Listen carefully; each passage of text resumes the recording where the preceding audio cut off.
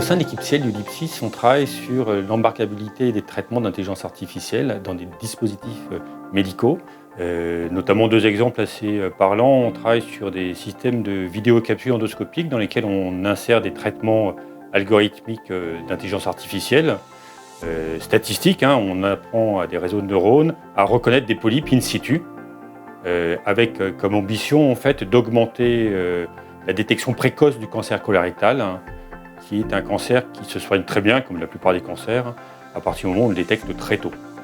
Donc l'idée, c'est d'aller voir et d'avoir un système qui prend un peu le rôle du médecin à l'intérieur de l'intestin pour dire là, il y a un polype, et d'essayer à plus long terme de caractériser ce polype, sa dangerosité, et de savoir s'il y a besoin ou pas d'aller l'enlever. On parle de resséquer un polype pour pouvoir éliminer le risque de dégénération en cancer.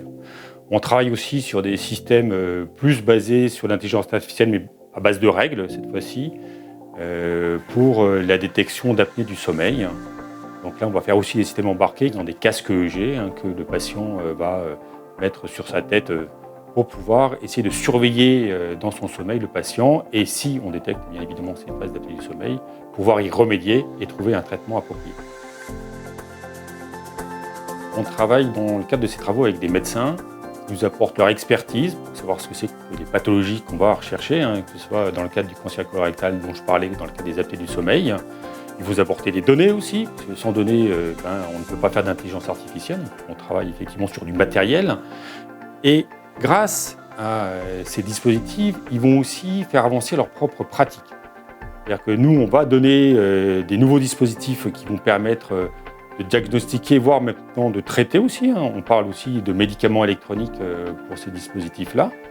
Et ces nouveaux dispositifs vont faire avancer les pratiques des médecins qui vont être capables de détecter plus tôt des pathologies, parce qu'ils vont pouvoir détecter des apnées du sommeil qu'ils n'étaient pas capables de détecter avant, détecter des polypes plus petits, chose qu'ils ne savent pas faire aujourd'hui. Et on va faire avancer comme ça à la fois la science, la technique pour pouvoir réaliser ces dispositifs, et à la fois la médecine.